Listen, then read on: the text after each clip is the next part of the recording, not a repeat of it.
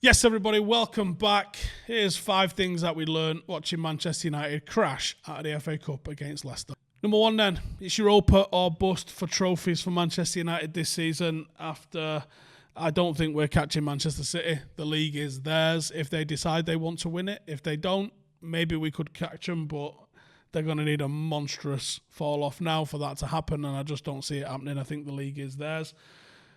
Obviously, the FA Cup, that was our best chance, I thought, especially with the potential of drawing Southampton in the semi. I thought we had a pretty straightforward route there to a final and potentially picking up some silverware, especially as I think City and Chelsea could really take it out of each other in the other semi. And then you never know. Who plays well on the day in a final could be what we're after for it. So the Europa now stands as our one and only chance for silverware, and there's still a long way to go. Even though I think that there's some winnable matches in there, it's still a long way to go for us. Sooner rather than later, Ole is going to be judged on winning trophies, and I think his comments, which have been taken in and out of context massively last week, I criticised Pochettino for the same sort of mentality. Ole should have known better. It's as simple as that. He knows exactly what he's saying. He knows how that stuff gets reported, and even though what he was saying was to point to a larger point, he was correct in that. He is correct that winning an FA Cup will not save his job. It didn't save Louis van Gaal's job. He was sacked the same day. Winning the Europa League did not save Jose Mourinho. He's correct in those assertions, but winning the league and winning the Champions League is the things that a Manchester United manager should be judged on. Well, he's not doing them either. And even though that is and that remains the targets for United to go forward, you do have to start picking up some silverware. And that is how the detractors are measuring it right now. I mean, longer term, would you rather be where Ole is now than where Arteta is? I don't think that's even a question. Of course you would rather be where Ole is. But the fact is, they have picked up a trophy. So let's see if we can turn it on in the Europa League, because he is going to have to start picking something up to really quieten those people down. What the Fred? Not a single player on the pitch yesterday was immune to any sort of criticism. They all had a lapse in concentration at some stage or another. But Fred, I think that sort of performance gets filed under disaster class. Underlines why I've got a fetish for Sal Niguez. Underlines why people want us to sign a first choice central midfielder. Amateurish to pass that back to there. Like, I wouldn't have allowed Paddock to do that. There's certain givens, and United are crossing these givens a little bit too much now. Now, how much of that does the manager take blame on? Well, he's not blameless on it. But the player has to take the bulk of the decision-making that goes on the pitch, and Fred should know better than that. He's been caught out in that position before, and I can't believe it's ever resulted in a high five and a handshake when he's walked back in the dressing room for doing those things.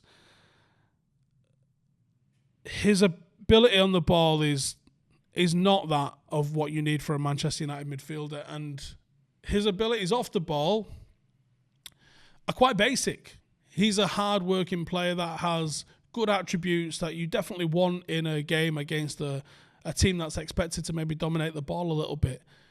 But when it's maybe a bit 50-50, United need quality. United are trying to become a possession-based team that creates patterns and moves the ball with fluidity and intent up the pitch. You're not doing that with Fred. He's a good player, but United need great players. I mean, United need quality players, and we should be looking for world-class players. And he doesn't fit into any of those. And unfortunately, we did see Ole try and rotate a little bit with the team yesterday, and people complained that he rotated. The same people that were probably pulling the hair out that Van der Beek hasn't been featuring also pulled the hair out that he rested Bruno Fernandes. You can't have it both ways. Now, personally, I don't think Ole did enough rotation when he had the ability to. Ethan Galbraith should have featured in the dead rubber against Sociedad. There's a lot of times when United could have utilised the circumstances that were there for us better. We could have made subs. You could have given a player 10 minutes and try and judge him on that 10 minutes more than whatever you're doing in training, which can't be too much about it. United just don't have the quality in enough areas of the pitch to be considered a threat in the latter stages of certainly the Champions League, maybe Europa League, of course, but not the Champions League, and certainly not the sort of strength, quality and depth when it comes to maybe even competing for a league. Number 3, Greenwood gets his goal. I thought Mason's performances have been improving.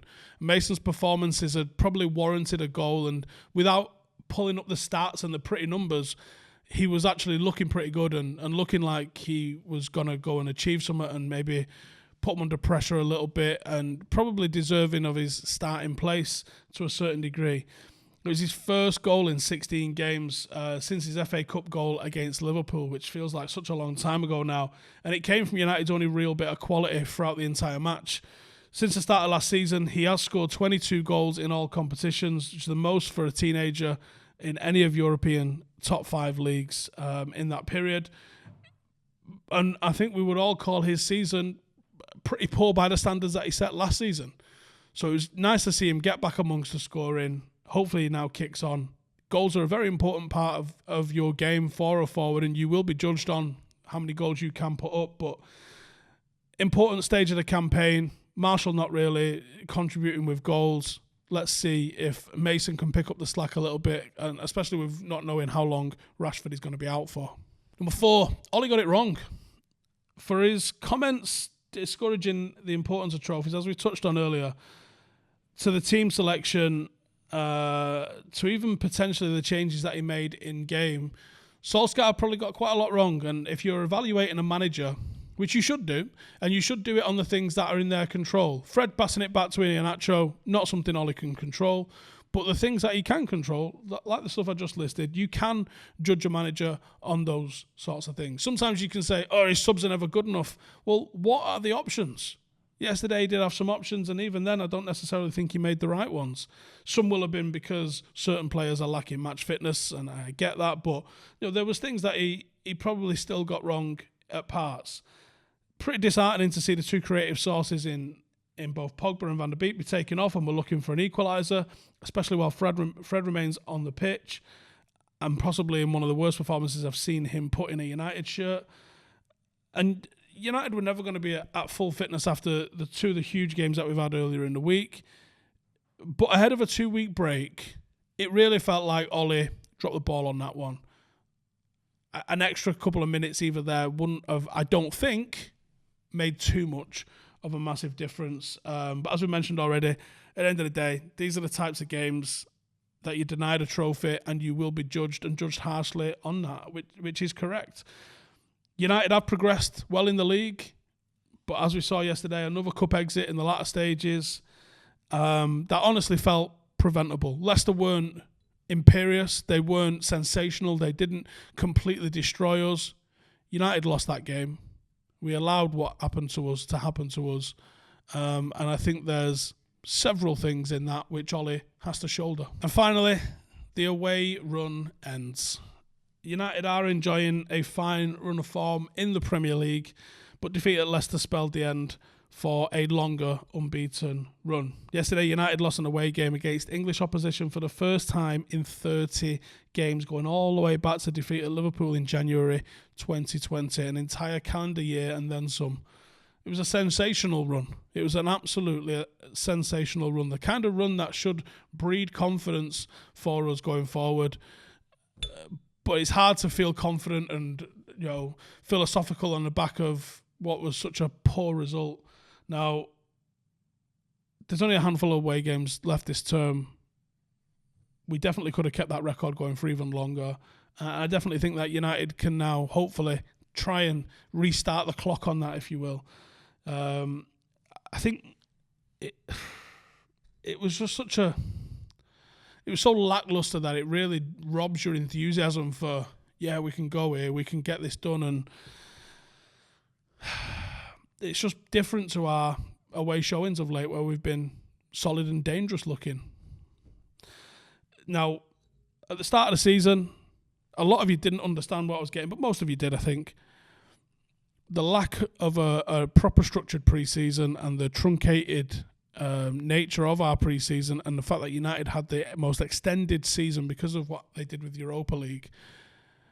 I don't just pull things out of my arse. I speak to experts and I look at the evidence that's in front of you, and I always see the things that when you see one of the teams that ends up in the Europa League qualifiers and they miss out on a pre-season, sometimes they can start the league campaign better because they've had a bit of a run-up on the rest of the teams. But when it comes to the end of the season, the drop-off is usually drastic. And we saw a drop-off last season from Manchester United, which was drastic. And I anticipated a bit of a drop-off coming. Now, Manchester City are the only ones that had a similar sort of period with us. I think United had a game every 3.4 days over the last 120 days. I don't think any other club in England, certainly in the Premier League, had as many games in a shorter period as United. And we also had some quite severe injuries to deal with in that time period as well. Manchester City are, I think, one of the closest in terms of how many games they played. They also managed to get themselves a cheeky little 2-week break, didn't they? Because they decided not to show up against Everton, which has just gone completely under the radar. How's that happened?